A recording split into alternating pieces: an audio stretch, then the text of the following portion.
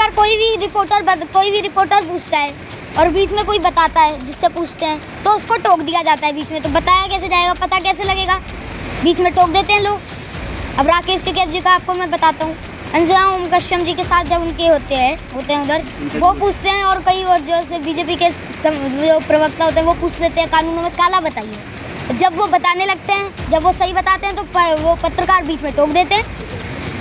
काला है क्या कानून? फिर मैं बता देता हूँ आपको क्या है काला? पर बीच में आप लोग मत टोकना, आप मत करिएगा जैसे वो लोग करते हैं। चलो, अब जो सबसे पहला कानून है वो है मंडी को लेकर, दूसरा कानून है स्टोरेज को लेकर, और जो तीसरा कानून है कॉन्ट्रैक्ट फार्मिंग को लेकर। इनके अब मैं पॉइंट बता देता हूँ। जो सबसे पहला कानून है मंडी को लेकर है, इसमें लिखा है कि आप जो अपनी फसल है ऑल ओवर इंडिया में कहीं भी बेच सकते हैं। पर जो 50% किसान है, वो छोटा किसान है, 1 से 4 बीघा तक का मालिक है, उसके खेत में कितनी फसल उगेगी? थोड़ी फसल उगेगी। और वो कहाँ घूमता फिरेगा? किराए की गाड़ी करेगा, फिर रास्ते में डीजल का खर्चा, फिर टोल टैक्स का खर्चा। इतना तो उसका प्रॉफिट नहीं होगा जितना लॉस हो जाएगा। नहीं, वो तो कह रहा फायदा होगा इससे, डायरेक्ट किसान के खेत से माल बिक जाएगा। मैं बता रहा हूँ ना आपको, जब ये आप सारा कुछ मेरा समझ जाएंगे बातें, तब आपको समझ आ जाएगा। ठीक है, अब इसमें होना ये चाहिए कि जो पास की मंडी है उसको मजबूत करा जाए और MSP की गारंटी दी जाए, जिससे कि जो किसान है उसकी अच्छी और सही रेट पे फसल बिके। इसलिए ये पहला कानून गलत है। अब मैं दूसरा कानून बताता हूँ। पहले एक लिमिट थी कि आप इतना ही स्टोर कर सकते हैं, अब वो लिमिट हटा दी गई है। अब ये कहते हैं कि कितना भी स्टोर कर सकते हैं। ना आपके पास इतना पैसा है, ना मेरे पास है, ना आम आदमी के पास इतना पैसा है कि वो सब कुछ स्टोर करे, खरीद ले, और ना हम लोगों के पास गोदाम है कि जहाँ पे हम रख लें। किन के पास है? बड़े बड़े उद्योगपतियों के पास। फिर जब वो सब कुछ स्टोर कर लेंगे, फिर भूख की बोली लगेगी।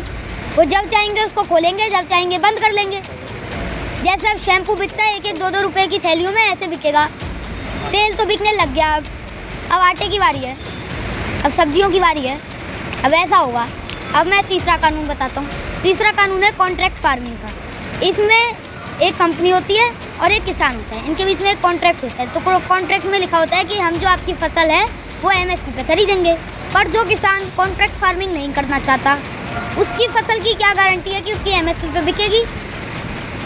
उसको मजबूरी का सौदा होगा, फिर तो उसको मजबूरी में कॉन्ट्रैक्ट फार्मिंग करनी पड़ेगी कि मुझे अपना घर चलाना है तो मुझे करनी पड़ेगी। मोदी ने इस पे एक उदाहरण पहले रुक जाइए, 1 सेकंड रुक जाइए। तो फिर अब कई लोग कहेंगे कि कॉन्ट्रैक्ट फार्मिंग तो अभी भी करते हैं कई किसान।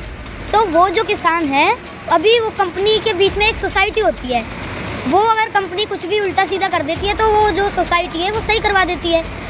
पर अगर ये कानून लागू हो जाएगा तो वो हट जाएगी, फिर कंपनी और किसान होगा। और फिर जब कंपनी कुछ भी कर दे, फिर कौन करेगा? किसान को कोर्ट जाने तक का हक नहीं है। इसलिए क्या मतलब है फिर लोकतंत्र का? मतलब ही क्या रहा? जिसको आप कानून दे रहे हैं, जिसके लिए आप कानून बना रहे हैं, जब उसको कानून नहीं चाहिए तो आप ज़बरदस्ती उसको कानून क्यों देते हैं? उसको जब नहीं चाहिए कानून, उसको सही नहीं लग रहा वो कानून, तो उसके लिए क्यों रखा जाए? आपको बताया अभी टिकैत साहब गए थे लखनऊ, उन्होंने कहा था लखनऊ को दिल्ली बनाएंगे। बिल्कुल। उसके बाद यूपी सरकार की तरफ से, बीजेपी की तरफ से ट्वीट किया जाता है। तो यूपी भी हो भी आए। अब बक्कल तो बहुत अच्छे उतार लिए इन्होंने, हम तो यूपी भी हो आए, उतार लेते फिर बक्कल, फिर जाएंगे हम, फिर कर लेना जितनी कोशिश करनी है बक्कल उतारने की। नहीं, उन्होंने कहा है कि कुछ होगा नहीं इनसे, ये बस बातें कर सकते हैं। किसान आएंगे तो उनका स्वागत है, लेकिन कानूनों को अपने हाथ में किसान लेंगे तो दूसरी तरीका से स्वागत होगा। किसको हाथ में लेंगे? कानून को अपने हाथ में। कानून को हाथ में हमने कब लिया? हम अपने हकों की बात कर रहे हैं, कानून इसमें हाथ में कहाँ लिया? जो दिल्ली में 26 जनवरी को जो हुआ उसके बारे में कुछ बात ही नहीं करता। उसके बारे में बस इतना कहता हूँ कि एक खाली पोल था, उस पर झंडा लगा था, और बाकी अगर कुछ ज़्यादा ही कहना है तो सबूत दिखा दे हमें।